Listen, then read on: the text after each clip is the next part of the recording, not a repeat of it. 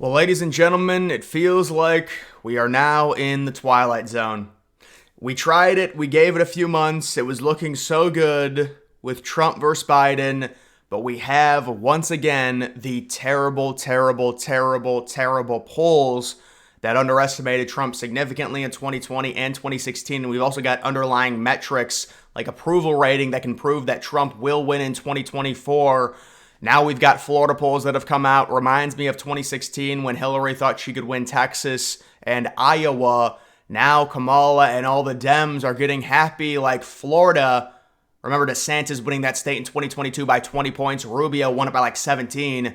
But no, now Florida's in play apparently because we've got an erroneous poll from FAU that has Harris only down by 3. But this is very important data. And we also got CNN admitting in their top polling experts saying, look at the Rust Belt and how they've underestimated Trump by 9 points in 2016 and by 5 points in 2020.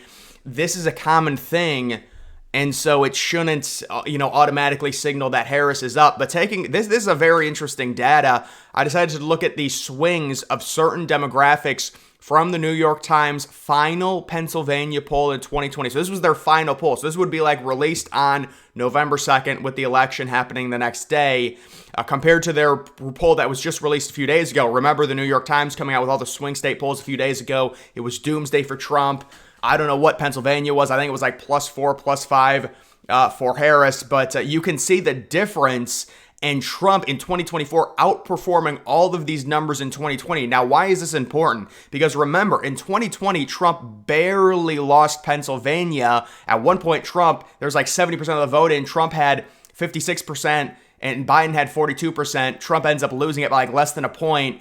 But these numbers for Trump in 2024, based off New York Times and their liberal poll, they're significantly better for Trump. Look at the genders. Male, no swing. Female, Trump goes to +7. These are recent numbers that were just released a few days ago. So that's how ridiculously bad the poll was in 2020. You've got a female now in Kamala Harris performing worse than Biden did in 2020, according to their own poll. Again, that 2020 poll was the final one that they released. So it wasn't like it was from mid-August or anything like that. The age swings are crazy. 18 to 29. Trump +28 in terms of that. Harris is only +2 in 2024. 30 to 44. Harris does get a swing there, +6. And then the other age is Trump +5, +1, +5. And then you've got white, Trump +1 in terms of the swing from 2020 to 2024. New York Times, Siena poll, non-white, Trump +29. So these are major swings that aren't going to show up in the final poll to where you look at it and it's, she's winning Pennsylvania by 3 or 4 points. These underlying metrics do show that Trump is performing significantly better than he did in 2020. Now, what does that mean? Well, let's understand Donald Trump lost Pennsylvania by about a point. He lost Arizona by less than a point. He lost Michigan by like 1.5 points. He lost Wisconsin by like 0.7. He's performing a lot better than he did in 2020. So that means that he's very likely going to win all of those states.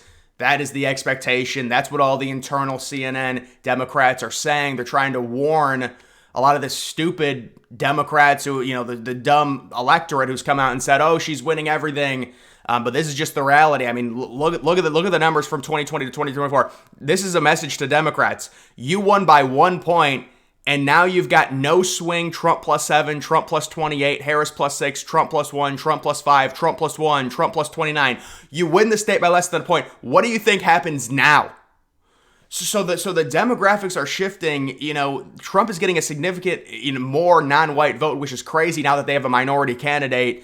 But people can see through it and they understand that. The other thing that I want to talk about, I was going to save this for the end of the video, but it's just amazing how.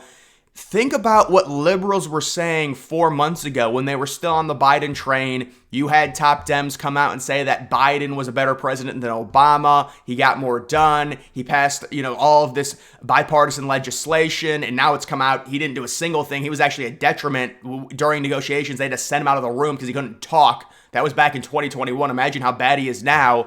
But that's what they were saying. And so the top Dems realize that Biden is so bad, not only do they need to force him out by threatening him with the 25th, they're having Kamala Harris untether herself and like denounce the entire Biden administration by saying that I know things are bad right now, but when I get in office, this is what she's saying. She is the vice president right now of the current administration. This is basically like having a mulligan. So Biden is horrible. We're about to lose power, lose the executive branch. Let's just swap him out. We'll bring in Harris, who's the VP, but let's just say she's not part of this administration. She was never the border czar, and like the immigration thing is so ridiculous. Trump needs to hammer this. This is the stupidest thing ever. So when it comes to her immigration policy, she wants a stronger border, and of course that's totally ridiculous. The reason she wants a stronger border is because Biden was losing the immigration battle by 30 points. He had minus 30 in terms of Americans' approval of how he was handling immigration. So of course they're going to have her say she wants stronger borders, but she wants amnesty for the 10 to 15 to the 20 million of illegals that are already in the country. You know what I kind of do? I kind of look at it from another immigrant's perspective that's still in Mexico. Like, say your friend just illegally immigrated to the United States and Kamala Harris comes in, gives him amnesty, so he's perfectly fine, and then makes the border stronger and makes it hard for you to actually like legally immigrate, but your friend who illegally immigrated there just 3 months ago, gets amnesty and you have to wait just because the policy is so dumb. If you want to be stronger on the border and have less illegals, why would you give the current illegals in the country amnesty? It makes no sense. It's completely counterproductive. The reason they do it is because they need to help their voter pool because they're losing so much population in all of their top states like California that they need to replenish it or else they'll lose electoral votes. So that's what's going on. And that's why the policy makes no sense. You're for stricter immigration policies, but all of the illegals that have already come in, they're fine. But no more. But the ones that came in, we're going to keep them, and they're going to be perfectly okay, and they're going to have an easy pathway to citizenship. It is very, very sad. Here's the new Florida poll. Florida Atlantic comes out. This is it, guys. These are the type of polls we saw in 2020 and 2016. Now, obviously, Florida was a swing state, so this is still a lot better in terms of just in general, just because we're lamenting the idea that Florida is this close. So it is good progress, but 3-point lead for Trump, 2-point lead for Trump if you include RFK. Again, it's the Twilight Zone. This is like my reaction when I saw polls in 2020 and 2016 where it's like, it's unbelievable. It's the most ridiculous thing ever. That's with all of the voter registration by like 1 million. I mean, there were like 1 million more registered Democrats during the 2020 election than there are right now. That's how crazy it swung in terms of that. Donald Trump might lose Florida. That's such a clickbait headline. I think they just wanted clicks there. They knew that. So Kamala Harris was offered to have an interview with Elon on X. She declined. She was offered an interview to go with her time cover puff piece. She declined. She refuses to sit down for any interview with any major news organizations. Even though they've been very friendly, she refused to speak at the Bitcoin conference. That was funny because I remember when it was announced Trump was going to speak there, like a day later, it was announced that she was going to go there as well because I guess she was trying to mend the fences with crypto and everything like that. And her campaign wanted her to go there. I think she backed out personally. She probably got too scared. She even refused to come to the National Association for Black Journalists event. She travels with 14 members of the press, but has yet to actually answer one question without a teleprompter. No, to be fair, she did answer the question about if she would debate Trump 3 times. She said, no, I'm scared of Trump. I'm scared of Fox News. We'll do the one debate. But that's basically what she said. I mean, she's like, we'll do the debate on the 10th, but not the other ones. It has been almost a month since she announced she is running for president, and all we've really heard are crap speeches, and the only policy she's come up with is one she stole from Trump. That is pretty funny. But no, she says she wants stronger borders. She's starting to retract all of her statements that were absurdly liberal, just like this one. Harris Camp tells Fox there will be no push for Medicare for all, and this is back in 2019. I'm in favor of it, so expect more and more of this when it comes to her trying to run a national election. And you do have CNN coming out and saying that based off of the polling error in 2020 and 2016, of 9 points in 2016 and 5 points in 2020, based off of the 3 Rust Belt states, Trump is in a better position. Trump is in a way better position in terms of approval rating. With polls like this, it's very, I'm very angry about the situation and disappointed because it really seemed like we were going to move in a different direction with polling this year. Like I expected when it was Biden versus Trump, Biden was going to tighten it a little bit because Trump had this huge lead, and some of that was them not spending donor money. I get it, but still, it seemed like it was going to be, the polls were going to be a little bit more like pro-Trump in terms of possibly going into election night. Trump's going to be the favorite, things like that. But all of these numbers, all of these recent polls, they're so crazy that it really feels like we're back in 2020. We're back to square one with these polls.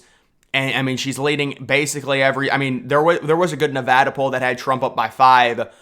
But the big issue here is, and this is what Trump said. Now, Trump does have 2 rallies coming up, but I'm just going to tell you right now, you've got the DNC upcoming. And while I do think the boost is overestimated in the DNC, it's probably going to be very small, but it's not like Trump is going to start, I know people have said, well, let's wait for more polls to come out this week because the honeymoon's over and they haven't released very many polls, which is right. Although they do keep releasing the big Rust Belt polls and the big swing state polls, and that's led Harris supporters to believe that she can win North Carolina. Of course, all of the underlying metrics say there's no way if Trump wins North Carolina in 2020 and 2016 with significantly worse approval numbers. What makes you think he's going to lose in 2024 when Harris didn't even have as good of an approval rating as Biden did going into election night in 2020? None of it makes any sense according to the underlying numbers, but they spew out a poll that has it as tied. And again, we've got the Monmouth poll coming out today. We'll see what it says, but it's probably not going to be positive. And so it's like we're back to square one. And again, the DNC's upcoming. Trump really needs to hit it out of the park when it comes to the first debate, and I think he will. And we have to understand, like, the idea that in America you can actually do this to where you have a horrible presidency and 3.5 years in, it's not like you even bring anyone new in. You just elevate the VP and say it's different. It's like putting lipstick on a pig, and that absolves you from everything. And not only that, it's the exact opposite of what Harris should be doing. Someone that did not win a primary, was not democratically elected. She refuses to even tell the voters what she stands on. She doesn't do any interviews, not even a fluff piece interview. So she doesn't do any of that. And she still somehow gets rewarded because of how powerful mainstream media is. But again, these polls, they're still better for Trump than where they were in 2020 or 2016. I just find it crazy. Like, at least if Kamala Harris was going on all these networks and like hitting it out of the park and talking about all of her policies, you really can't understand why she would improve in terms of approval rating based on how bad she was as VP. But still, you could at least say, okay, at least she's going. She's not even doing the bare minimum, and she's still improving by this much. And again, these are just polls, but I'm just saying it's frustrating. Either way, guys, that is going to do it for this video. Make sure you follow me on X. Link to that's always in the description.